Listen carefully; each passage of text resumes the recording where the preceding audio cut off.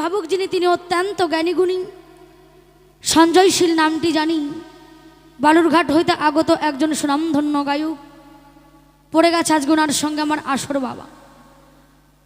তবে ওনার সঙ্গে আসর করবার মতো ক্ষমতা নেই। কিছু জিজ্ঞাসা রেখে যাব, প্রশ্ন করব না। তবে যদি পালামাপি গান হয় তাহলে কিন্তু আমি ওনার কাছে জিজ্ঞাসা রাখবো বাবা। ঝগড়া গণ্ডগোল মারামারিও হলে হতে পারে। আজকের পালা প্রসঙ্গ আলোচনা হবে একদিকে দিদিমা, অপর দিকে নাতি। এই সম্পর্কটি হবে তো আলোচনা নাকি? একবার হাত তুলুন, মাথা দিয়ে ঝুঁকালে হবে না বাবা, আমার সঙ্গে হাত তুলতে হবে। কারণ বুঝে যে না বুঝে তারে বুঝাই কে, আর না বুঝে যে মাথা ঝুঁকায় তারে নাকি ভূতে ধরেছে। হরিবল হরিবল। তাই যা বলবেন একটু বুঝে শুনে, কেমন? তাহলে আমি একটু সম্পর্কটা বলে যাই। আজকে আমার বিপক্ষে যিনি রয়েছেন ওনাকে শ্রীকৃষ্ণ ভগবানের পাশে উকিল করে রেখে আমি আদ্যাশক্তি মহামায়া দেবী দুর্গা যোগমায়া যোগেশ্বরী, যে ছিলেন রাসের যোগাযোগের কারণ, তার পাশের একজন হই আমি কিছু জিজ্ঞাসা রেখে যাব, প্রশ্ন করব না বাবা। তবে আজকের মঞ্চের আমাদের সম্পর্কটা খুব সুন্দর, মধুর বাবা। পৃথিবীতে দিদিমা আর নাতির মতো সম্পর্ক নেই, আছে বাবা একটা মিষ্টি সম্পর্ক। তো সেইখানে দাঁড়িয়ে আজকে আমি শ্রীকৃষ্ণ ভগবানকে আমার নাতির পাশে রাখলাম। আমি তার দিদিমা হই, কিছু জিজ্ঞাসা রেখে যাব।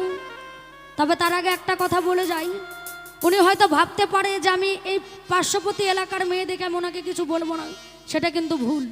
কারণ 3 ঘন্টার জন্য এই মঞ্চে দাঁড়িয়েছি, তুমি তোমার জায়গায় জবাব দেবে, আমি আমার জায়গায়, কেমন? সেইখানে দাঁড়িয়ে মারামারি ঝগড়া গন্ডগোল হলেও হতে পারে বাবা। ওমা আপনাদের কারো অসুবিধা আছে বাবাদের? পাড়া প্রসঙ্গ চলাকালীন এনার সঙ্গে যদি আমার মারামারি হয় অসুবিধা আছে? নাই। আচ্ছা, দেখবেন মারামারির শেষে যদি আমাদের দুইজনকে নিয়ে কোনো কেস হয়ে যায়, কোনো কোর্টে হাইকোর্টে নিয়ে যাওয়া হয়, তখনও কিন্তু দুই পাশের 2 উকিল লড়াই করবার বিচারটা কে করবে? যিনি হাকিম থাকবে।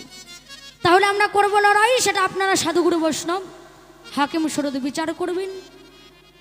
একটু সুরছন্দ তালেই কিছু জিজ্ঞাসা রেখে যাই, শুনুন কি বলছে।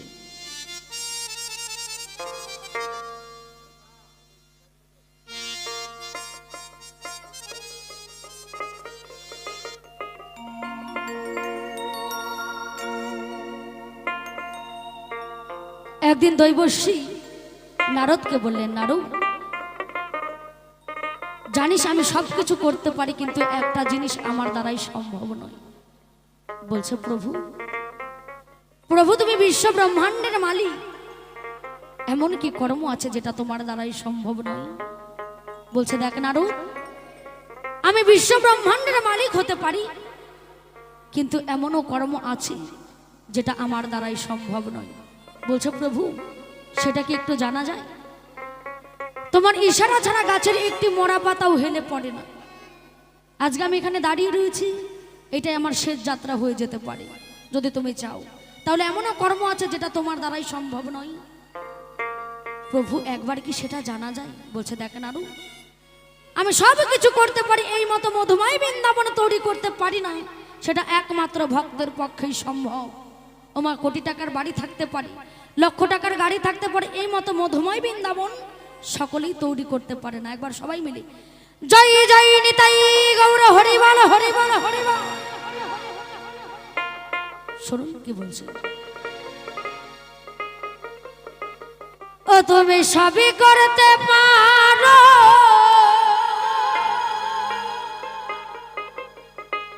ন্যায্য বিচার করো, ও দয়াল তোমার বিচার কেউ মানে না, মানে না,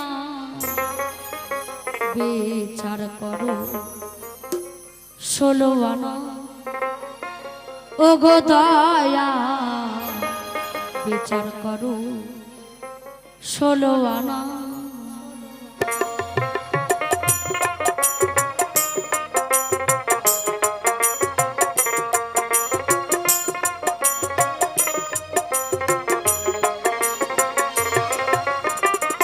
সবই করতে পারো ন্যায্য বিচার করো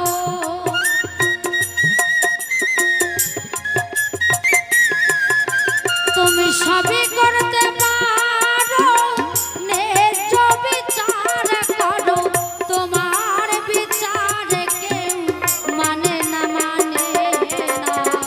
বিচার করো 16 আনা ওগো দয়াল বিচার করো 16 আনা একবারে গুরু গোসাই প্রেমানন্দে মনের আনন্দে হরি বল হরি বল হরি বল।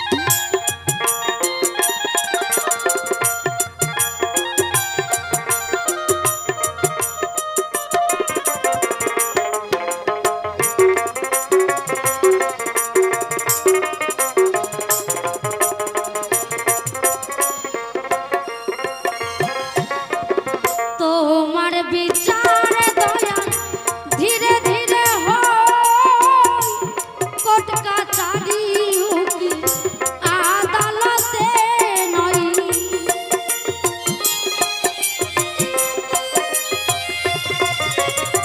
আমরা ইহ জগতের মানুষ যদি কখনো বিপদে পড়ি কারোর সঙ্গে বাবা ঝগড়া গন্ডগোল হয় আমরা কি বলি হে ভগবান তোমার বিচার ঠিক নাই তুমি বিচার করতে জানো না কিন্তু ভগবানের বিচারটা হয় সেটা একটু ধীরে ধীরে আমরা যদি সেই জায়গায় গিয়ে কোনো প্রশাসনের কাছে গিয়ে নামটা এন্ট্রি করে দিলে প্রশাসনের মানুষ যারা আসবেই কলারটা ধরবে নিয়ে জেলখানায় পড়বে তাই না তাহলে সেই বিচারটা আমরা সুস্থ মতো দেখতে পাই কিন্তু ভগবানের বিচারটা হয় সেটা একটু ধীরে ধীরে তাই বলছি তোমার বিচারে দয়াল ধীরে ধীরে হয় কোর্ট কাছারি উকিল আদালতে নয়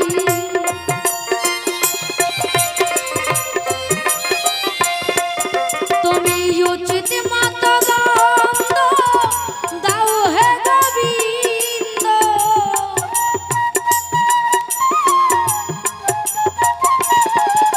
তুমি উচিত মতো দণ্ড দাও হে গোবিন্দ কানাখুড়া হয়ে কেউ চলিতে পারে না শোনো শোনো যোগনাথী তোমারে জানাই গানের পালা রেখে এখন আমি ভূমিকায় দাঁড়াই শোনো শোনো যোগনাথী গো ওই নাই আমি বলে যাই তোমায় তুমি ভগবান হয়ে কেন ইহন কর্ম করেছিলে তাই কারণ হে নাথ সেই কৃষ্ণ জনার্দন তোমার নিকটে আমার জিজ্ঞাসা তুমি ভগবান তুমি শ্রীকৃষ্ণ তুমি কি করিলে তোমার কথার কোনো দাম নাই তোমার দাড়ি পাল্লা সবসময় একরকম হবে কখনো দুই রকম নয় কেন তুমি কথা দিয়ে কথা রাখো নাই তুমি তো শ্রীমতী রাধা রানীকে কথা দিয়েছিলে তাই তাকে ছেড়ে এক সেকেন্ড এক মুহূর্ত কোথাও যাবে না রে ভাই তুমি শ্রীমতী রাধা রানীকে কথা দিলে হে রাধা তোমায় ছেড়ে এক সেকেন্ড এক মুহূর্ত এক চোখের পলক কোথাও যাব না ওমা ভগবান যদি কথা দিয়ে কথাই রাখলো তাহলে নিধুমনে রাধারানীর সনে লীলা করলো কোন কৃষ্ণ আর কংস লাই কংসকে বধ করেছিল কোন কৃষ্ণ তাই তো নাকি আমার তাই তো।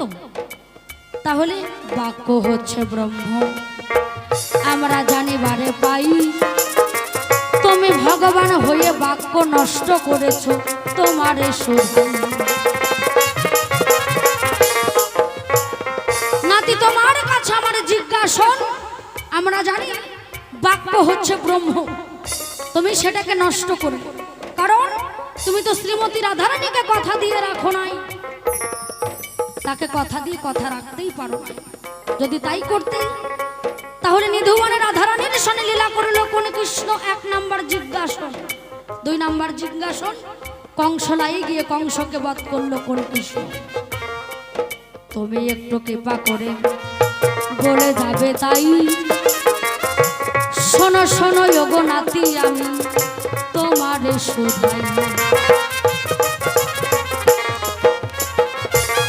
তোমার কাছে আরো কিছু কথা গো, ওই নয় আমি জানিবারে চাই, সূক্ষ্ম সূক্ষ্ম জবাব দেবে তুমি, ধর্ম সবার ঠাই। তাহলে তোমার কাছে আমার জিজ্ঞাসা রয়, রাধারানী ছিলেন আয়ান গৃহিণী, সম্পর্কে তোমার মামি, তুমি কি করলে? সেই রাধারানীর সঙ্গে কত লীলা খেলা করবে। তাহলে তুমি ভগবান হয়ে তুমি যদি ইহন কর্ম করো, তাহলে কলিযুগের মানুষরা কেন করবে না? তুমি ভগবান হয়ে এইরকম কর্ম করেছো।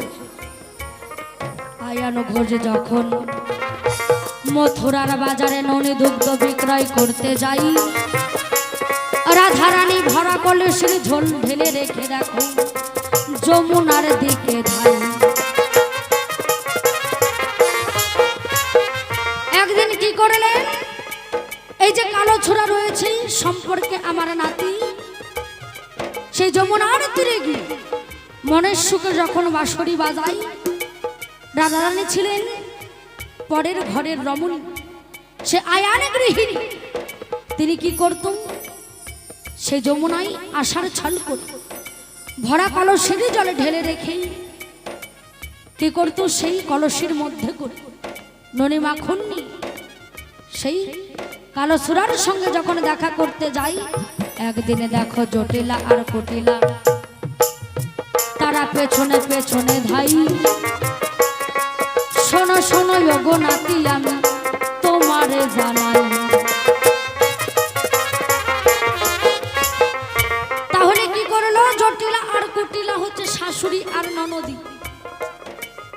একদিন গিয়ে বলছে আয়ানের কাছে, আয়া দেখ বাবু, আমি যদি তোকে বলি তুই তো আমার কোনো কথাই বিশ্বাস করিস না, কিন্তু আজকে রাধারানী হলেন আমাদের কুলের বধূ, যদি এইভাবে আমাদের মান সম্মান নিয়ে টানাটানি করে, এটা কি ঠিক হয়? কি করে? দৈনন্দিন সেই কানাইয়ের সঙ্গে দেখা করতে যায়, তুই চল আজকে নিজ নয়নে সেটা দর্শন করব। সেই সময় কি করলেন? আয়ান ঘোষ যখন বাঁশ নিয়ে ধীরে ধীরে তেরে আসলো, তাই তুমি ভগবান হয়ে সেই দিন দেখো বাঁচতে পারো নাই। তুমি নিধুবনে সেই জায়গায় কৃষ্ণ কালী হলে, তাই তোমার ধরা চোরা মোহনবাসী কোন জায়গায় লুকালে আমার জানা নাই। ওমা, একটা পুরুষ মানুষ কখনোই প্রকৃতি সাজতে পারবে? একটা পুরুষ মানুষ কখনো নারী হওয়া সম্ভব? বলুন, পারবে? কখনো নারী হতে পারবে কি? কখনোই সম্ভব নয়, কারণ একটা পুরুষের পক্ষে প্রকৃতি সাজা সম্ভব নয়। কি করলো? ধরা চোরা মোহনবাসী লুকাইল ভালো কথা। ও নাতি, তুমি ধরা চোরা মোহনবাসী লুকিয়েছিলে, তাই তোমার একটা ছোট্ট গোপন বাসি আছে, সেই বাসিটা লুকালে কোন জায়গায়? শোনো শোনো ওগো নাতি গো, আমি তোমারে জানাই, নিধুবনে ভাগ করার পরে কেন কৃষ্ণ কালী হলে তাই। প্রথমবারে তোমার কাছে আমার এই কয়েকটি জিজ্ঞাসা যে রই, মনের মতো জবাব দেবে কৃষ্ণ দয়াময়। প্রথমবারে আমি যদিও গো ওই না বলতে যাব বেশি, কৃষ্ণ কানাই এসে আমাকে যোগ করতে পারে দোষী, দোষাদোষের কারবার নাই আমি সভাতে দাঁড়াই। আমার মতন আসরে ছেড়ে দিয়ে এখন বসে যেতে চাই। এরপরে নাতি আমারে দেখো ওই নাই আসরে আসিবে, তাহার যত মনের কথা ভুলিয়া জানো। তারপরে আমি যদিও সময় হাতে পাবো অল্প অল্প করে জিজ্ঞাসা রাখবো, দেখো এই আসরে এইখানেতে করি কান্ত রাধা কান্তের শরীর চাঁদ বাদনে ভক্তগণে একবার বলুন হরি হরি, একবারে জয় জয় নিতাই গৌর হরি বল হরি বল হরি বল। কারণ বাবা একবারে এত জিজ্ঞাসা রেখে যাব না, প্রথমবারে যে কয়েকটি জিজ্ঞাসা রেখে যাই এসে দেখি কোন ভাবের ভাব দ্বারাতে দেবে তার ভাবের পরিচয়, পেছনে যাবার চেষ্টা করব। এসে দেখি নাতি কোন কথা কয় কিন্তু বসার আগে একটা কথা বলে যায়, আমি জিজ্ঞাসা রেখে যাব একদিকে আর উত্তর হবে আর একদিকে, সেটা কিন্তু মানব না বা মানছি না। কারণ উনি আবার মনে মনে চিন্তা করতে পারে আজকের মঞ্চের আমি ভগবান শ্রীকৃষ্ণ, আমার কি টেম্পারিটা কম নাকি। উনি জানে আবার আমাকে বেশি টেম্পারি দেখাইতে যায় না, ওনাকে আজকে ভগবানের পাশে রেখেছি। কারণ চকির তলা আর আগরতলা এক জায়গায় করতে চাইলে কিন্তু বাবা হবে না, যেটা চকির তলা সেটা চকির তলা, আর যেটা আগরতলা সেটা আগরতলা। তাই হোক, টেম্পারি দেখার আর কোনো দরকার নাই, যেখানে জিজ্ঞাসা হয় সেখানেই যেন জবাবটা পাই। এসে দেখি কোন কথা কই আমার নাতি মহাশয়, শুনুন কি বলছে। আপনাদের অত্র এলাকারই একজন সুনামধন্য গায়িকা রিঙ্কিতা শিবাউল সুন্দর সুন্দর গান শুনিয়ে গেছে বাবা। কারণটা কি জানেন? আজকে প্রথম মঞ্চে দাঁড়িয়েছি,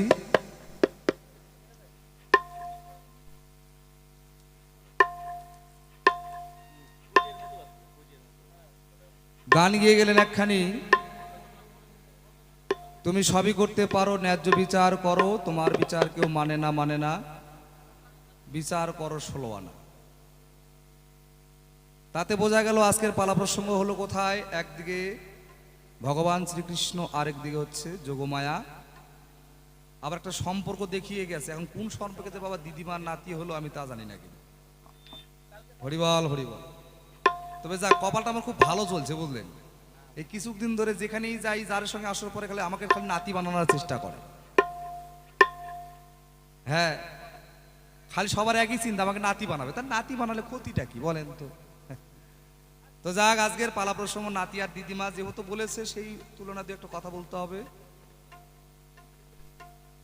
আমাকে ভগবান শ্রীকৃষ্ণের আসন দিয়েছে বাবা, আমি ভগবান নই, মানুষই হতে পারি না এখনো, তাই না? এই পৃথিবীতে আমরা যে সকলে জন্মগ্রহণ করেছি মানুষ রূপী জন্মগ্রহণ করেছি, কিন্তু সকলে কি মানুষ? কি বাবা, আমরা কি হাত তুলে বলতে পারি আমি মানুষ? আপনারা বলতে পারবেন, আপনারা সাধুগুরু বৈষ্ণব, কিন্তু আমি বাবা মানুষ হই নাই। কারণ কে জানেন? মান হোশ যাদের আছে, মান হোশ যাদের মান ঠিক হুশ ঠিক, তারাই হচ্ছে মানুষ।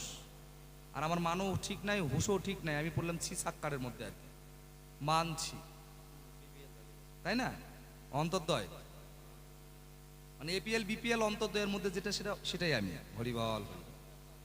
হ্যাঁ, তো যাক, আজকে যেহেতু পালা প্রসঙ্গ কৃষ্ণ, আবার বলেছে তোমাকে ভগবান কইলাম, তুমি আবার নিজেকে ভগবান মনে করে নিও না। তুমি যে আমাকে ভগবানের আসনটা দিয়ে দিয়েছো, তাহলে ভগবান মনে করবো না বলেন তো? কি বাবা, ও নিজে বলছে ভগবানের আসনটা দেওয়া হলো, দুজনে করব লড়াই, ও দেখবে বড়াই, আবার কয়েক দুজন দুজনকে প্রশ্ন করবো, এই এটা কি দক্ষিণ দিনাজপুর মালদা? মালদা। একটা জিনিস মাথায় রাখবা,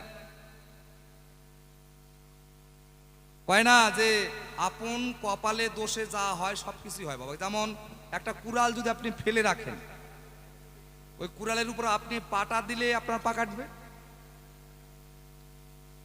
তাও তো ছাল চুল যাবে ধার না থাকলে, নাহলে ব্যথা পাবে তো কি মা। আবার যদি পায়ের মধ্যে কুড়ালটাই ফেলে দেওয়া হয় কি হবে? ওই একই কর্ম হবে। তা আজকেও বলেছে আমাকে উনি প্রশ্ন করতে পারে, আমি কি প্রশ্ন করতে পারবো?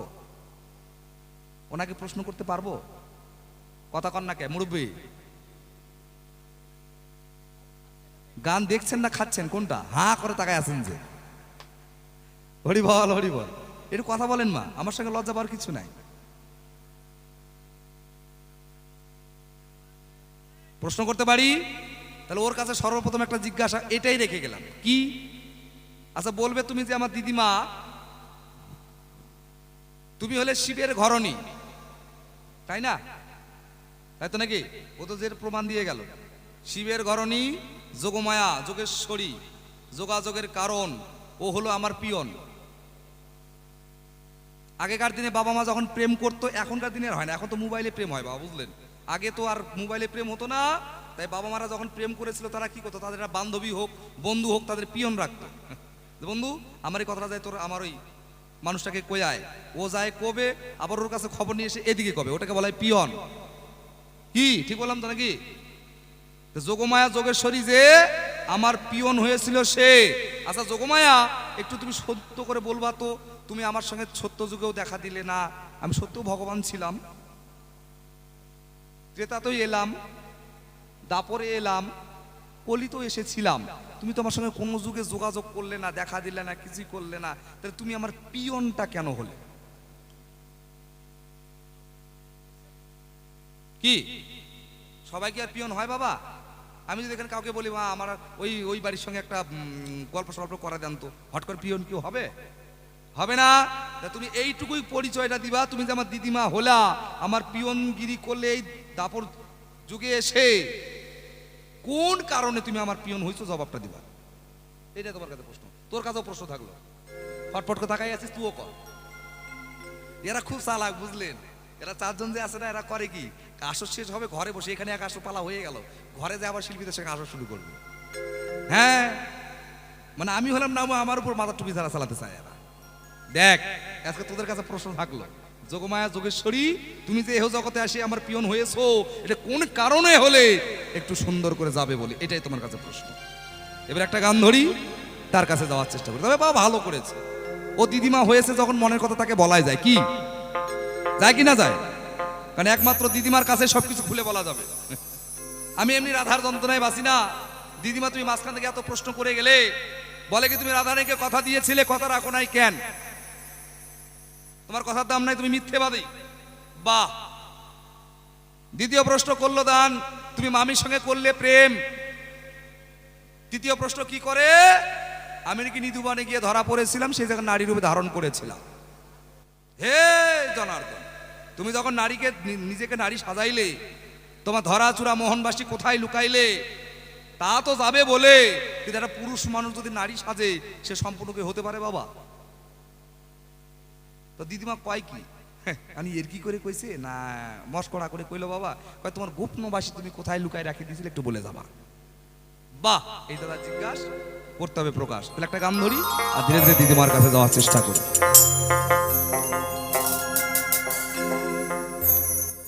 আমায় করিলি দিবানা,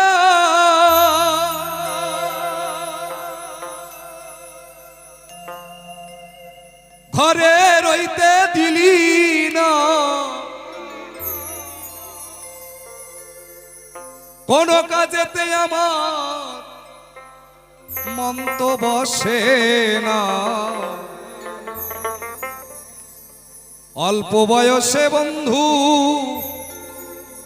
করলি দিবানা রে। আজকে আমি রাধার সঙ্গে যতটুকু কথা বলতাম ভালোই ছিলাম, তোমাকে পিয়ন বানানোর পরে রাধার কোনো দরকার পড়লেই খবর দিয়ে পাঠাই, এত ঘন কোনো খবর দিলে কি হয় নাকি? কি অল্প বয়সে বন্ধু করলি দিবানা রে,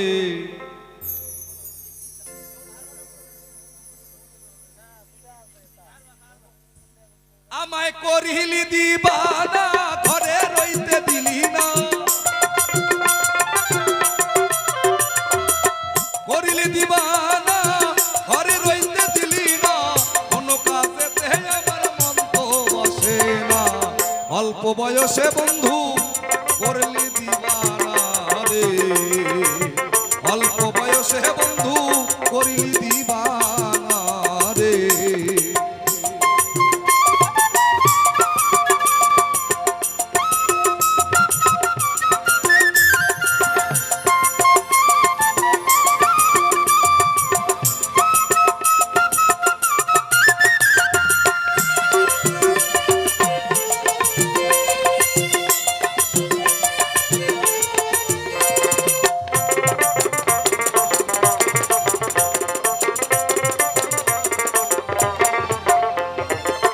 পাহাড় কি বা জঙ্গলে খুঁজে পাবো বলে, আহারালে থাকে বন্ধু কথা বলে না। পাহাড় কি বা জঙ্গলে খুঁজে পাবো বলে, আহারালে থাকে বন্ধু কথা বলে না। আমি সোনা বন্ধুর প্রেমের দায় কত মার খেয়েছি গায়,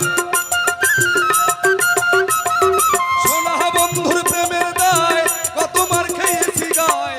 বসন খোলাইয়া দেখাই প্রেমের নমুনা, অল্প বয়সে বন্ধু করলি দিবানা রে, অল্প বয়সে বন্ধু করলি দিবানা রে।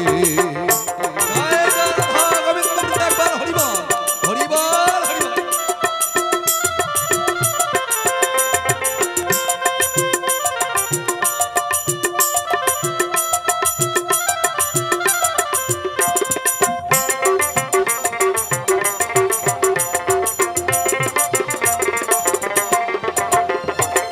পাহাড় কি বা জঙ্গলে আমার বন্ধুর প্রীতি, মাটির কলসি ভাঙ্গিয়া গেলে প্রীতি জোড়া লাগে না। বন্ধুর প্রীতি মাটির কলসি ভাঙ্গিয়া গেলে প্রীতি জোড়া লাগে না। আমার সোনা বন্ধুর প্রেমের দায় কত মার খেয়েছি গায়, সোনা বন্ধুর প্রেমের দায় কত মার খেয়েছি গায়। ভাষণ খোলাইয়া দেখাই প্রেমের নমুনা, অল্প বয়সে বন্ধু করলি দিবানা রে, অল্প বয়সে বন্ধু করলি দিবানা রে। করলি দিবানা ঘরে রইতে দিলি না, করিলি দিবানা ঘরে রইতে দিলি না। কোনো কাজেতে আমার মন তো বসে না, অল্প বয়সে বন্ধু করলি দিবানা রে, অল্প বয়সে বন্ধু করলি দিবানা রে, অল্প বয়সে বন্ধু করলি দিবানা রে। শোনো শোনো ওগো দিদা, আমি সভাতে দাঁড়াই, স্বল্প সময়ের মধ্যে জবাবে দাঁড়াই।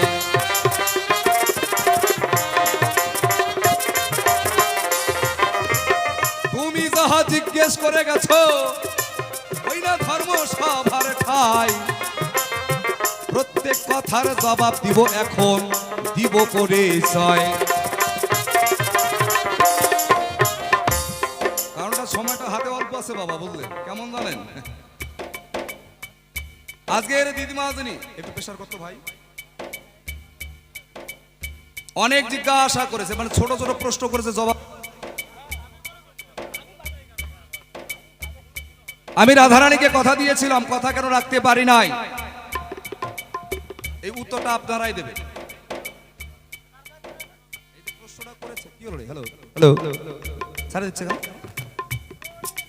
এই যে প্রশ্নটা করেছে এই উত্তরটা আপনারা দিয়ে দেবেন। ও মা কৃষ্ণ কয়টা গো?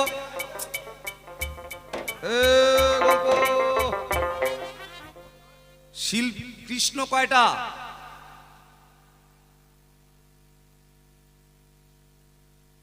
মায়েরা বাপ পারলেন না, বাবারা বলেন তো, কৃষ্ণ কয়টা?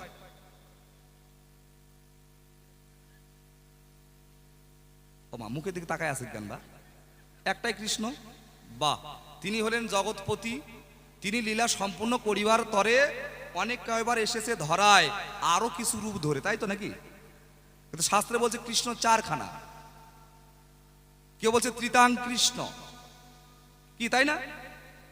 যিনি অনাদির আদি একজন, যিনি সর্বকারণের কারণং কৃষ্ণ। আচ্ছা আচ্ছা, কৃষ্ণকে মাধুর্যের কৃষ্ণ বলে কি বাবা? হ্যাঁ না না বলে। আচ্ছা, কৃষ্ণকে আবার ঐশ্বর্যের কৃষ্ণ বলে, বলে তো নাকি? কয়টা হইলো? কথাই কয় না, কয়টা হইলো? তিনটা। আচ্ছা, আরো একটা কৃষ্ণ আছে, এই কৃষ্ণটা পাওয়া গেল কোথায়? এই যখন দেখবেন 16 নাম 32 অক্ষর আপনারা সম্পূর্ণ করিতে যাবেন, সেখানে গেলে চৌঠা কৃষ্ণ পাওয়া যায়। হরে কৃষ্ণ হরে কৃষ্ণ কৃষ্ণ কৃষ্ণ, কয়টা হইলো? চারটা। আচ্ছা বলো তো এই চৌঠা কৃষ্ণটা আছে কোন জায়গায়? করণডিগিতে আছে।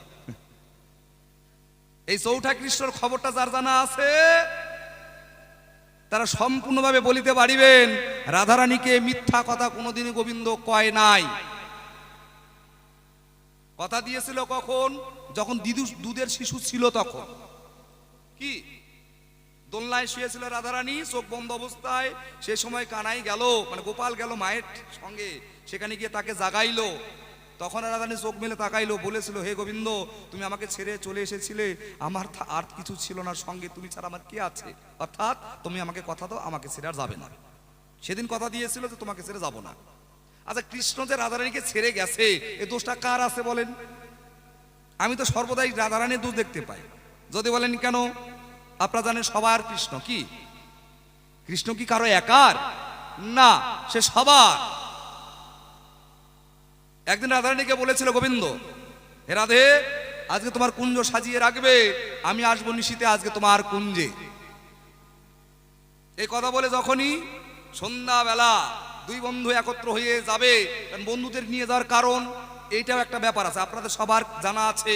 ভগবান শ্রীকৃষ্ণ বলুন, রাম বলুন, আর গৌরহরি বলুন, নিজে আগে ধর্মকে সংগ্রহ করেছে, তারপরে জীবকে বুঝিয়েছে, তাই তো নাকি? ভগবান যদি জন্মগ্রহণ না করতো আপনারা জন্মগ্রহণ করতে পারতেন? ভগবান যদি বাবা মাকে না মানতো আমরা মানতাম? কি ভগবান সব দেখিয়ে গেছে। তদ্রূপ এক বন্ধুকে সঙ্গে লইয়ে যায়, যাইতে গেলে একজনের কুঞ্জে ধরা খায়, যার নাম হলো বিরজা। কথা দিয়েছিল রাধাকে তোমার কুঞ্জে যাব, ওই কুঞ্জে যাওয়ার সময় বিরজার সম্মুখে হাত পাতি দাঁড়িয়ে গেলে, গোবিন্দ তুমি দৈনন্দিন আমারে কথা দাও, আমার কুঞ্জে আসো না, আজকে কিন্তু ছাড়া যাবে না, তুমি চলো আমার কুঞ্জে। টেনে নিয়ে যখন ঘরে গেল, তখন কৃষ্ণ জনার্দন দিশা না পেয়ে তখন তার বন্ধু শ্রীদামকে বলল, শ্রীদাম তুমি দরজায় দাঁড়িয়ে থাকবে, আমি না অনুমতি দেওয়া পর্যন্ত ভিতরে কেউ যেন প্রবেশ করতে না পারে। কারণ কৃষ্ণ তো জানে এখানে রাধা আসবেই। কি রাধাকে কথা দিয়েছি তো তা আসবেই, যদি যতক্ষণ ওর ঘরে না যাব। মানে যেখানেই সন্ধ্যা হয় সেখানেই বাঘের ভয়, কি বলবো তাই। রাধারানী চিন্তা করে গোবিন্দ এখনো আসে না ঘরে, কারণটা কি? নিশ্চয়ই কোনো জায়গায় আড্ডা মারছে। করে না এদেরই এক পা দুপা করে এগিয়ে গিয়ে দেখে ওই বিরজার ঘরের সামনে শ্রীদাম দাঁড়িয়ে আছে। কি ব্যাপার শ্রীদাম, তুমি এখানে, তোমার বন্ধু কই? ওই বন্ধু তো ভিতরে। দরজা ছেড়ে দাও, ভিতরে যাবো, তার সঙ্গে কথা কব। না, ও তো আমাকে করেছে মানা, কাউকে ভিতরে ঢুকতে দেওয়া হবে না। মেয়ে মানুষ বাবা, একবার যদি ফল পেয়ে যায়, সারে সরো, আমি ভিতরে যাবই। এই দুজনের মধ্যে একটু তর্কাতর্কি হতেই নাকি দেখলো এই যে শ্রীদাম গিয়ে রাধারানীকে একটু স্পর্শ করে সরিয়ে দিলেন, মানে একটু ধাক্কা দিয়ে সরিয়ে দিলেন, না রাধে তোমার ভিতরে প্রবেশ করা হবে না। রাধারানীর সঙ্গে রেগে গিয়ে তখন অভিশাপ করলো, তুমি আমাকে আজকে স্পর্শ করলে, এত বড় স্পর্ধা, যে বন্ধুর জন্য তুমি আমাকে স্পর্শ করলে সে বন্ধু তোমাকে হারাতে হবে।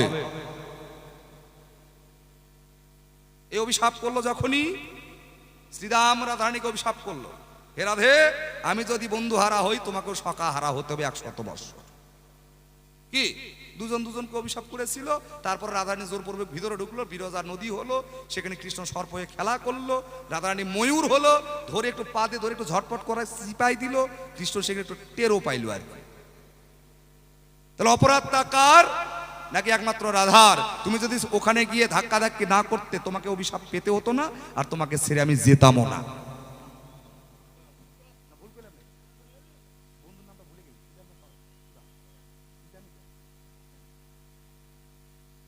তাহলে সেদিন তুমি অপরাধ করেছিলে, যার জন্য আমি গেছি চলে, কিন্তু যাই নাই। বলে যায় তোমার ঠাই যে কংসকে বধ করেছে তাকে বলা হয় ঐশ্বর্যের কৃষ্ণ, আর বৃন্দাবনে যিনি লীলা করেছেন তিনি হলেন মাধুর্যের কৃষ্ণ। দুই কৃষ্ণ এক দেহ রইল, দুজন দুই জায়গায় ভাগ হলো। যখন অক্কুরে রথে চড়ে যুদ্ধক্ষেত্রে যাবে তখন গিয়েছিল কে? নাকি ঐশ্বর্যের কৃষ্ণ আর মাধুর্যের কৃষ্ণ বৃন্দাবনে লীন হয়েছিলেন। বৃন্দাবনের বাইরে কৃষ্ণ কখনোই যায় নাই। কি মা, তাতে কি কৃষ্ণের কোনো দোষ আছে? দোষ নাই। আপন দোষে মন সব হারাইছে, দোষ দিবি কারে? আমারে? নিজে দোষ নিজে নাও ঘাড়ে। কি দ্বিতীয় প্রশ্ন করলো, দান তুমি মামির সঙ্গে করলে প্রেম। অমা, এটা সংক্ষেপে বলে যাই, মামির সঙ্গে প্রেম করে নাই, করেছিল তার নিজের মানুষের সঙ্গে। ও বলেছে আয়ান ঘোষের সঙ্গে বিয়ে হয়েছে। আমি তো দেখতে পাচ্ছি না যে বিয়ে হলো আয়ানের সঙ্গে। আয়ানের ঘরে তো বউ নয় রাধে রানীর। আর কি আয়ানের ঘরে কি বউ? না, আয়ান গৃহিণী। বউ আলাদা, গৃহিণী আলাদা, মানে সঙ্গিনী আলাদা, সহযোগিনী আলাদা, কামিনী আলাদা। কি একজনের সঙ্গে অনেক রকম অভিনয় পাওয়া যায়। আমার কথা নয়, গুরু গোসাইরা কয়। কি বলবো তাই, যখন আয়ান ঘোষের সঙ্গে বিয়ে হয়েছিল, কৃষ্ণ জনার্দন কোলবর সেজে তখন বিয়েতে এসেছিল। আপনাদের সবার আছে জানা, যখন রাধারানী আয়ান ঘোষের গলায় মালা দেবে, বারবার মাথাটা বের করে কৃষ্ণ কানায় আগিয়ে দেয়, মালাটা আমার গলায় আগে দাও। তাই কি আর হয়, বিয়ে হবে মামার সঙ্গে বারবার বলার পরে ও ছোট ছেলে ছিল, টেনে হেঁচড়ে একদিক নিয়ে যায়। চিন্তা করলে এটা তো হবে না। তখন কৃষ্ণ ময়ূর রূপে ধারণ করে বসেছিল সেই টোপরের আগায়। যে টোপর ওর মামা পরেছিল, তো টোপরের আগায় গিয়ে ময়ূর রূপে বসেছিলেন, যার জন্য মালাটা সর্বপ্রথম ওই ময়ূরের গলায় দেয়। সে চলিতে এখনো আছে, বিয়েতে দেখবেন ছেলে মেয়ের বিয়ে দিলে আগে টোপরের বিয়েটা হয় না নাকি? ছোলার মালা দিয়ে টোপরের বিয়ে হয় না মা আগে? কেন হয়? এই রাধারানী মেয়ের যে টোপর সেটা রাধা, আর যেটা ছেলের টোপর ওর মধ্যে স্বয়ং কৃষ্ণ জনার্দন আছে, যার জন্য এখনো দেখা যায় ময়ূর পুচ্ছ সেই জায়গায় পাওয়া যায়। তাহলে বিয়ে হয়েছিল রাধার সঙ্গে কৃষ্ণের। আয়ান ঘোষের তো বিয়ে হয় নাই। আয়ান ঘোষ চেয়েছিল গৃহিণী হিসেবে তার ঘর সংসার যেন সাজাইতে পারে। আয়ান ঘোষ ছিল খোঁজা, অর্থাৎ আয়ান ঘোষ আন কথা কানে নেয়, কৃষ্ণ কথা মানে না, শোনে না। তার ঘরে দিয়েছিল তার লক্ষ্মীকে, ঠিকই সব দিয়েছিল আয়ান ঘোষকে, কিন্তু আয়ান ঘোষকে নপুংসক বানিয়ে দিয়েছিল। কি বলবো তাই, যার জন্য কৃষ্ণ জনার্দনের সঙ্গে বিয়ে হয়েছিল। এই জায়গায় আমার কোনো দোষ নাই। তোমার দ্বিতীয় কথা জবাবটা এখানেই হইয়া যায়। তৃতীয় কথার দিকে যাব।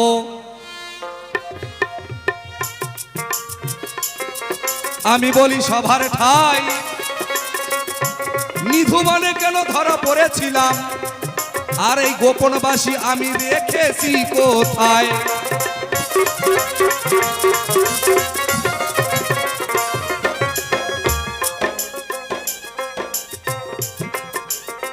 গোপনবাসীর কথা তোমার শোনার খুব শখ, তাই না দিদা? ও বলে গেছে রাধারানী দৈনন্দিন কলসির জল ঢেলে ফেলে ওর মধ্যে নুনি মাখন ছানা ভরে যমুনার নাম করে যেত নিধুবনে। সেখানে গিয়ে জনার্দন কৃষ্ণকে বসিয়ে সুন্দরভাবে সেবা দিতেন। একদিন দেখেছে কে জটিলা আর কুটিলা, পিছন পিছন গেল ধরার জন্য, আয়ান ঘোষকেও ডেকে নিল। মনে মনে ভগবান আগে জানতে পারে, হে রাধে আজ ধরা পড়ে গেছি, মনে হয় কপালে কি যে আছে। রাধারানী তখন বলেছিলেন, গোবিন্দের ঠাই আমি আমার দেহ মন যৌবন তোমার চরণে অর্পণ করেছি, তাই আমার মনে রাখবে কিনা ওরে ভগবান আমার জানা নাই। হে গোবিন্দ, আমার যাহা আছে সবকিছু অর্পণ করেছি তোমার চরণ কমলে। আমার বলতে কিছু রাখি নাই। আমার মান সম্মান যদি হারায় তুমি হারাবা, আর যদি মান সম্মান ঠিক রাখতে চাও তুমি রাখবা। সেদিন কৃষ্ণ কানাই কি করেছিলেন? যোগমায়াকে স্মরণ করেছিলেন। হে যোগমায়া, তুমি এসে একটু দেখা দাও। এই শয়তানি এসে দেখা দিল। আমি বললাম যোগমায়া একটা কাজ করো। আয়ান ঘোষ তো তিনি হলেন মাতৃ সাধক, সে শ্যামা মা ছাড়া কিছু বোঝে না। তুমি একটা কাজ করো, তোমার মাতৃরূপ ধারণ করে আমার সম্মুখে দাঁড়িয়ে যাও। বলছে না না না, এটা কোনোদিন হবে না। তুমি আজকে একা আইছো, একা ধরা খাইছো, তোমার জ্বালা তুমি বোঝো। কত বড় শয়তান। ওকে বললাম যে একটু হালকা করে আমাকে বাঁচিয়ে দেওয়ার চেষ্টা করো। ভাই না, তুমি একাই আইসাও, তুমি একাই ধরা খাইছাও, বোঝো টেলা। সেদিন কৃষ্ণ কি করেছিলেন? তিনি তো সব করতে পারে। কি কৃষ্ণ কি করতে না পারে? সবই পারে। তার জন্য তিনি নিজের অঙ্গকে মাতৃ অঙ্গ তৈরি করলেন, নিজেকে মায়ের রূপ সাজালেন। এ হাতের মোহন বাঁশি ছিল, এ বাঁশি দিয়ে নাকি খড়গ বানিয়েছিল। আর এই যে ধরা চূড়া যা বলি, এ দিয়ে বানিয়েছিল ডাকিনি আর জুকিনি। আপনার সবার আছে জানা, যেখানে মা আছে সেখানে বাবা ছাড়া কোনোদিন মা থাকে না। থাকে? মা কালী কোনোদিন বাবা ভোলানাথ ছাড়া থাকে? থাকে না। তাই বলে যায় তোমার ঠাই দিদা, তুমি এইটুকু জায়গা বুঝতে পারো নাই, তোমার স্বামী তো তোমার কৈলাসে রয়েছিল, আমার কাছে তো আর আসে নাই। আমি হয়েছিলাম কালী, আর আমার গোপন বাঁশি দিয়ে বানাইছিলাম শিব। ওই শিবের উপর পা তুলে দাঁড়িয়েছিলাম আমি। বোঝা গেছে? বুঝতে পারছেন তো নাকি? গোপন বাঁশি দিয়ে হলো শিব, ডাহিনী যুগনি ধরাসুরা, হাতের খড়গ মোহনবাসী। একটু তোমার কাছে আসি, ও দিদিমা সত্য করে কবা, তোমার যাহা জিজ্ঞাসা ছিল শেষ হয়ে গেল। তা দুটা জিজ্ঞাসা রেখে যাই, তুমি আগেই বলবে সভায়, তুমি আমার এই 4 যুগের মধ্যে কি এমন অপরাধ করলে না পুণ্য করেছিলে? কিছু তো একটা করেছিলে, যে রাজ দর্শন করার অধিকার পেয়েছিলে। কি মারাত্মক প্রশ্ন। কিন্তু কিছু তো একটা কর্ম করেছিল, অন্য কেউ কিন্তু রাজ দর্শন করার অধিকার পায়নি বাবা। একমাত্র যোগমায়া যোগেশ্বরী সে রাজ দর্শন করার অধিকার পেয়েছিল। হে যোগমায়া, বলবে তাই তুমি কি এমন পুণ্য করলে না পাপ করলে, যার জন্য তুমি এহ জগতে এসে আমার পিয়ন হলে? এক প্রশ্ন করতে কইছো, একটা প্রশ্ন করলাম, 2 জায়গায় করব ঠেক। তুমি জগতের জননী, জগতের প্রসবিনী, জগতের হারিণী, 108টা তোমার রূপ, তোমার মতন কারো ক্ষমতা নাই। তুমি শক্তির অধিপতি, কৈলাস ঘরণী, তুমি নিজে অন্নপূর্ণা। যখন রান্না বান্না করো, ত্রিভুবনের ভক্ত যারা তোমার অন্ন ব্যঞ্জন খাওয়ার তরে যায়, তারা খাওয়ারও কোনো অভাব নাই, সোনার কৈলাস অলংকারও কোনো অভাব নাই। তাহলে বলবে তাই এত কিছু ছিল, তারপরে তুমি কেন শিয়াল হয়েছিলে? কি যোগমায়া যোগেশ্বরী শিয়াল হয়েছিল? শিয়াল বোঝেন? ওই যে মানুষের বাড়ি হাঁস মুরগি চুরি খায়, জমিতে হয়তো ছাগল বাঁধছে, সেটা ধরে নিয়ে চলে যায়, ওরে বলা হয় শিয়াল। এরা মরা টরা খায়, ঘুরে বেড়ায়। তা দিদিমা একটু কবে তাই কৈলাসে কি খাওয়ার অভাব পড়ে গেছিল? না শিব তোমারে খাইতে দিত না? না কোনো কোনো ব্যাপার আছে যে তুমি সুন্দরভাবে শিয়াল হলে, এত জীব ছিল তাই হতে পারতে, টানা ওরে শিয়াল হও কেন? লোকের বাড়ি হাঁস মুরগি চুরি করার তরে এমনি তো তোমার নাম শুননি।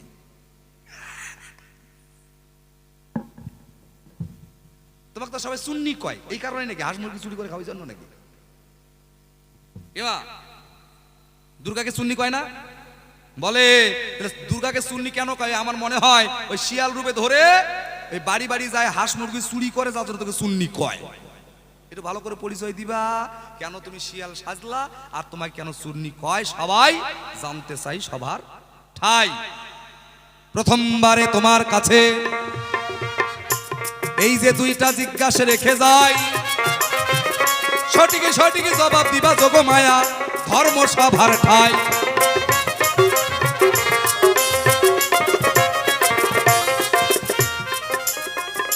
আমি কেন বেশি কথা বলে, আমার হাতে সময় নাই, বেশি না বলে সভা পরে বসে যেতে চাই।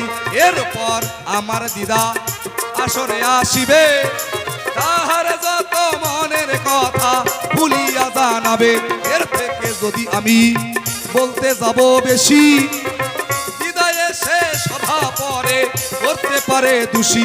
ওইরা দোষা দোষীর কারবার নাই, আমি সমাতে দাঁড়াই।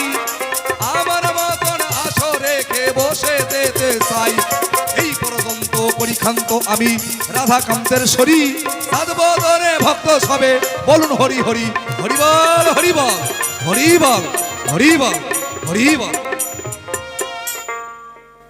অল্পর মধ্যে কথা যেমন জিজ্ঞাসা করেছো আমিও অল্প কথায় তার জবাব দিয়ে গেছি, তোমার কাছেও অল্প কথায় জিজ্ঞাসা রাখলাম, অল্পতে যেন জবাবটা পাই।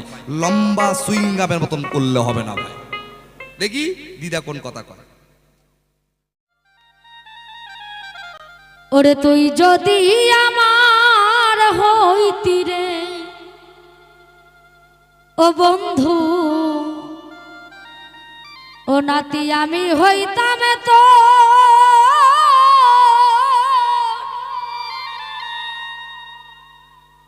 আমার কুলেতে বসায়া তোরে আমি করিতাম আদর রে। তুই যদি আমার হইতি রে জয় জয় নিতাই গৌর হরি বল হরি বল হরি বল।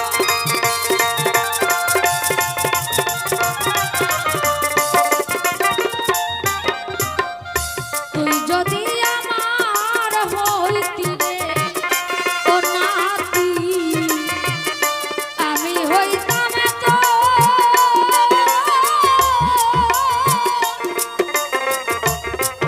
আমার কুলেতে বসায়া তোরে করিতাম আদর রে। তুই যদি আমার হইতি রে তুই যদি আমার হইতি রে। শোনো শোনো গো নাতি আমি সভাতে জানাই যাহা জিজ্ঞাসা রেখে গেছো জবাব দিতে চাই। কত সুন্দর করে আজকের মঞ্চের নাতি বলে গেছে, যোগমায়া মাই তুমি বলে যাবে এ সভায়। তুমি কেন সেই দিন শ্রীগালিনীর রূপ ধারণ করলে তুমি কি মরা পচা খাবার তরে কৈলাসে? কৈলাসে তো কোনো জিনিসের অভাব নাই, কেন তুমি সেই শ্রীগালিনীর রূপ ধারণ করলে? কৃপা করে বলে যাবে এ সভায়। শোনো শোনো যোগ নাতি আমি তোমারে জানাই সূক্ষ্ম সূক্ষ্ম জবাব দেব চিন্তার কারণ নাই। একদিনে দেখো বসুদেব কারাগারে থেকে নন্দলায়ে নিয়ে গো যাই, মাথার মধ্যে ছোট্ট গোপালকে নিয়ে যমুনার তীরে গিয়ে থমকে যে দাঁড়াই। একদিন কি করলেন বসুদেব কারাগারে থেকে নন্দলায়ে যখন নিয়ে যাই বসুদেবকে মাথায় কি করলেন সেই যমুনার তীরে গিয়ে বসুদেব যমুনা মনে মনে চিন্তা করল আজকে ভগবান শ্রীকৃষ্ণ আমার বক্ষের উপর দিয়ে যাচ্ছে গোচারণে লীলায়। যমুনা মনের আনন্দে ওথালে পাথালে ঢেউ শুরু করলো তাই। শোনো শোনো গো নাতি তোমার মনে নাই। যমুনা কি করলেন মনের আনন্দ ওথালে পাথালে ঢেউ শুরু করে দিলেন। বসুদেব সেই যমুনার তীরে গিয়ে দেখো থমকে যে দাঁড়াই। আমার নাতি আমায় স্মরণ করলো মিথ্যা কথা নয়। তখন কি করলেন এই যে নাতি মহাশয় শ্রীকৃষ্ণ ভগবান আমায় স্মরণ করল, যোগমায়া মাই কোথায় আছো দেখা দাও, এসে আমার পিতা রাস্তা দেখাও। সেই সময় শ্রীগালিনীর রূপ আমি ধারণ করেছিলাম তাই। ওই শ্রীগালিনীর রূপ ধারণ করে তোমার পিতাকে রাস্তা যে দেখাই। এই তো তোমার একখানা কথা জবাব হইয়া যাই। দ্বিতীয় নম্বরে জবাব দেব আমি ধর্ম সবার খাই। শোনো শোনো যোগ নাতি প্রশ্ন করার পর তোমার মনে নাই, সেই জায়গার কয়েকটি কথা বলবো এই না যে সবাই। বলেছে দিদিমা তুমি কৈলাস, তোমার সোনার কৈলাস নিজেই ঘরে অন্নপূর্ণা, তুমি দেবী দুর্গা, তোমার তো কোনো জিনিসের অভাব নাই, কিন্তু আমি শুনতে পাই তোমাকে কেন চুন্নি বলা হয়, কারণ আমার দাদু কি কোনো কিছু চুরি করেছিল নাকি, যার কারণে তোমায় চুন্নি বলা হয়। একদিন দেখো অসুরদের সঙ্গে আমি যুদ্ধ করতে করতে হাঁপিয়ে উঠলাম, তাই সেই জায়গার কথা বুঝি নাকি তোমার মনে নাই। একদিন কি করলাম, অসুরদের সঙ্গে যুদ্ধ করতে করতে যখন হাঁপিয়ে উঠলাম, দেখবেন মা দুর্গার হাতে থাকে একটা খড়গ, সেই খড়গ দিয়ে গোটাই অঙ্গ ক্ষত বিক্ষত হইয়া যে যাই। ক্লান্ত হবার পরে যখন সরোবরে নেমে হাত পা ধুতে যাই, দেবী দুর্গা কি করলেন, যখন ক্লান্ত হয়ে এক সরোবরে নামলেন হাত পা ধুতে। হাত পা যখন ধুতে যাই, দেবীর শরীর থেকে ঝরে পড়ল 107 ফোঁটা রক্ত, সেইখান থেকে 107টা লাল পাতে জন্মযোগ হয়। দেবীর শরীর থেকে ঝরে পড়ল সেই জায়গায় 107 ফোঁটা রক্ত, সেইখান থেকে সৃষ্টি হলো 107টা লাল পদ্মে। একদিন নারদ আর ভোলানাথ মিলে রাস্তা দিয়া যাই, নারদ ঋষির জল পিপাসা পেয়েছে, খুলে বললেন ভোলানাথের ঠাই। নারদ কি করলেন আর ভোলানাথ মিলে যখন সেই সরোবরে জল পান করতে যায়, ওই ফুল দেখে কিন্তু ভোলানাথের মনের মধ্যে প্রশ্ন জেগে যায়। ভোলানাথ কি করলেন, ধরে বসলেন নারদের ঠাই। নারদ তখন দেবীর বৃত্তান্তের কথা ভোলানাথকে যখন বলি, দেবীর কষ্টের কথা সহ্য করতে না পেরে ভোলানাথের নয়ন থেকে 1 ফোঁটা জল ঝরে পড়ল, তাই সেইখান থেকে সৃষ্টি হলো একটা নীল পদ্মর যে তাই। তাহলে ওই যে 107টা ছিলেন দেবীর শরীরের রক্ত থেকে, তাই না? আর এই যে একটা নীলপদ্মের জন্ম হলো ভোলানাথের নয়নের জল থেকে, তাহলে 107টা আর একটা কয়টা হয় মা? 108টা, তাই না? পুরোহিত মশাই যখন দেবীর চরণে পুষ্পাঞ্জলি দিতে যাই, বারে বারে একটি ফুল কম হইয়া যায়। যতবার পুষ্পাঞ্জলি দিতে যাই একটি করে ফুল কম পড়ে যায়, কারণ প্রতিব্রতা নারী যারা স্বামীর নয়নের জলে চরণে নেবে না, তারা স্বামীর নয়নের জলে চরণে নেব না জন্য ওই ফুলটি দূরে সরিয়ে রেখেছিলাম, তাই যার কারণে অগনাতি আমার চুন্নি বলা হয়। আমি হইলাম তোমাদের যোগাযোগের কারণ, রাধারানীর কথা গিয়ে কৃষ্ণের কাছে বলি, তাই এই কারণে দেখো আমার পিয়ন বলা হয়।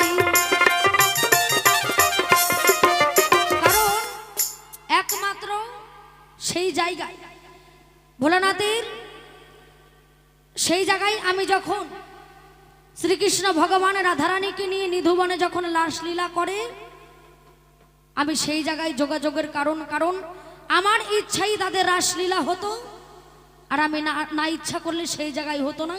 দুইজনে দুইজনার আমি খবর বার্তা এক কথায় দিয়া নিয়া করি, যার কারণে আমায় পিয়ন বলা হয়।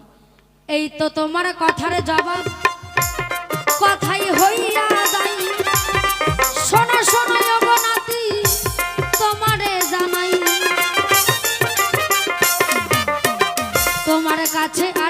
কথাই আমি জানিবারে চাই। সূক্ষ্ম সূক্ষ্ম জবাব দেবে এই না যে সবাই। ভগবান শ্রীকৃষ্ণ কি করলেন? ওমা 100টা বিয়ে করেছে সেটা আমরা সকলেই দেখতে পাই, কিন্তু তারপরেও আগে পেছনে যে কত বউ রয়েছে তার কোনো অভাব নাই। কিন্তু কি বলবো মাসি, আপনাদের গ্রামে 80 বা 80, কিন্তু উচিত কথা যেটা একটু বলে যাই। এখনো যদি উচিত কথা কই শ্রীকৃষ্ণ ভগবানের নাকের উপর দিয়ে চলে যাবে বাবা মোর। কিন্তু উচিত কথাটা একটু বলে যাই কোন জায়গায়। রাধারানী যখন গোপীগণে নিয়ে স্নান করিতে যাই, তুমি কেন বাসন চুরি করলে আমার জানা নাই। তুমি একটু বলে যাবে ও নাতি মহাশয়, তোমার স্বভাব চরিত্রটাও মোটে ভালো না। অষ্ট সখীদের নিয়ে যখন যমুনায় স্নান করতে যাই, তুমি কেন তাদের বাসন চুরি করে রাখলে কদম বৃক্ষের ডালে? তাই কারণ সেইখানে তো অনেক গাছ ছিল, তুমি কেন সেই কদম গাছে বসে বাঁশরি বাজাও? এই দুটি কথার জবাব দেবে এসে তবে আর বেশি কথা বলা দরকার বটে নাই। এই পর্যন্ত করি ক্ষান্ত আমারই তলা হরি, চাঁদ বাদনে ভক্তগণে একবার বলুন হরি হরি। জয় জয় নিতাই গৌর হরি বল হরি বল হরি। কারণ সময় রয়েছে অল্প, বেশি দেওয়া যাবে না গল্প। যে দুটো জিজ্ঞাসার হয় এসে দেখি কোন কথা আবার কই, পেছনে যাবার চেষ্টা করব। শুনুন কি বলছে। দিদিমাকে খেতে দিলাম কমলা লেবু,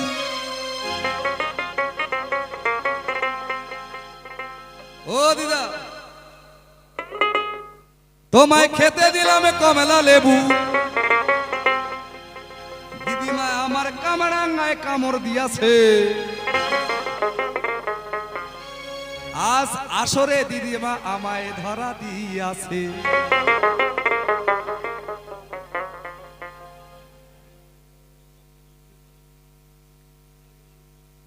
याद रखना रिंकी दासी बाउल, जितने बार मिथ्या कथा बोलेगा उतने बार तुमको सुन चुन के मारेगा। है जितना बार मिथ्या कथा बोलेगा उतना बार चुन चुन के मारेगा। हम किसी से कम नहीं।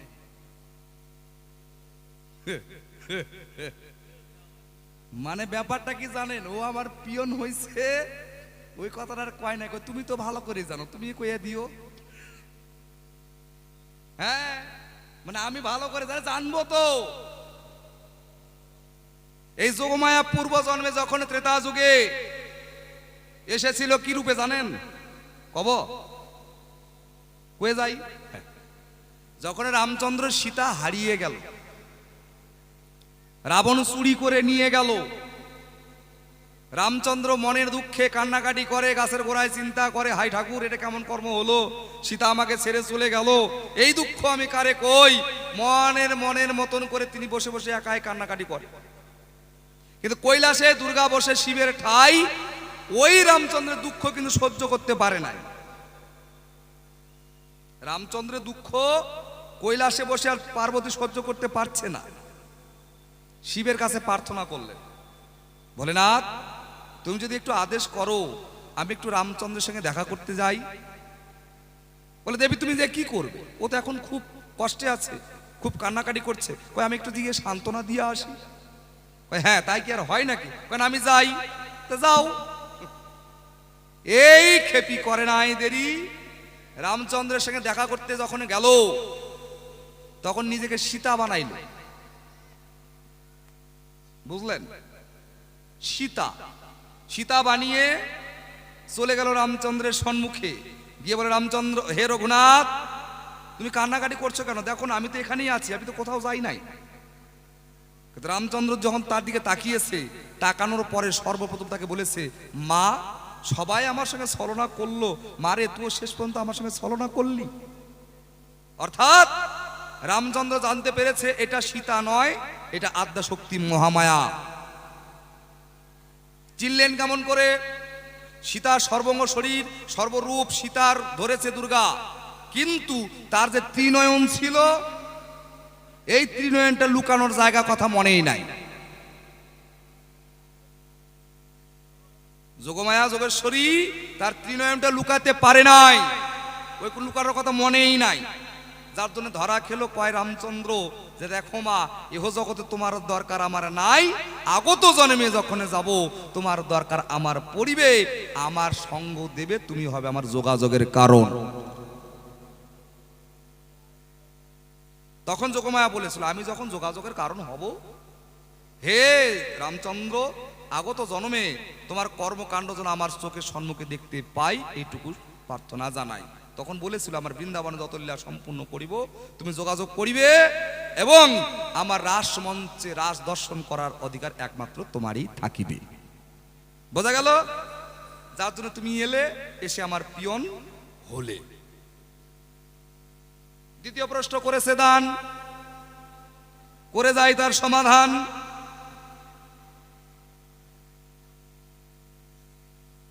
হে কৃষ্ণ, তুমি যদি এত ভালো হবে, যেখানে গোপীরা স্নান করতে গেছে, সেখানে তুমি গেলে গিয়ে তাদের কাপড় চুরি করলে, এটা কেমন ব্যবহার?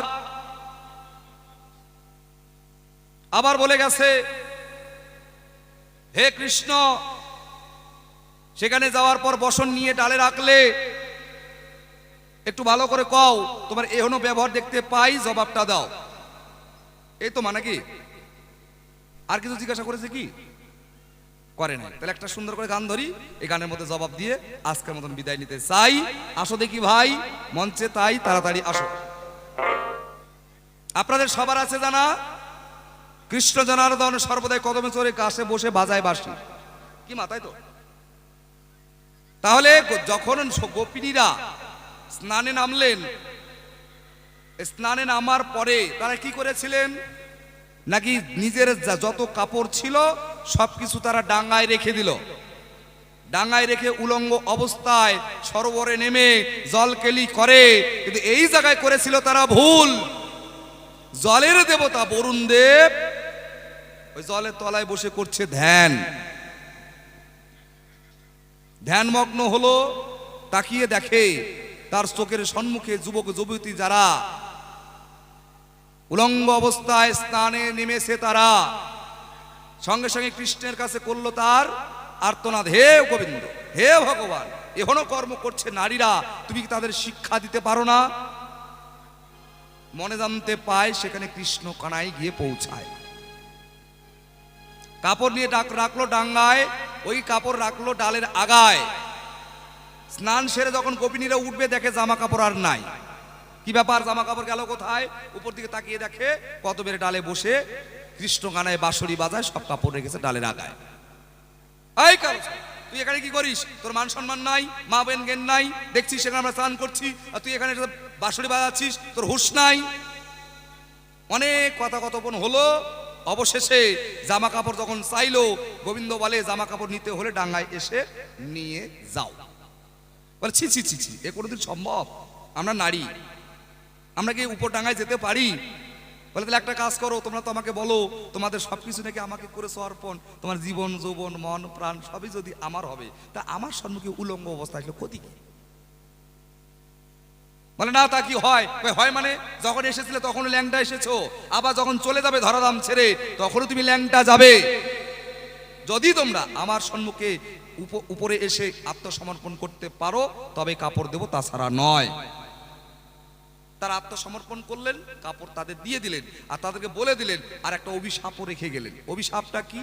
আজ হইতে কোন নরনারী উলঙ্গ অবস্থায় জলে নেমে স্নানে উলঙ্গ অবস্থায় রয়, তার পিছনে রাহু ধরবে।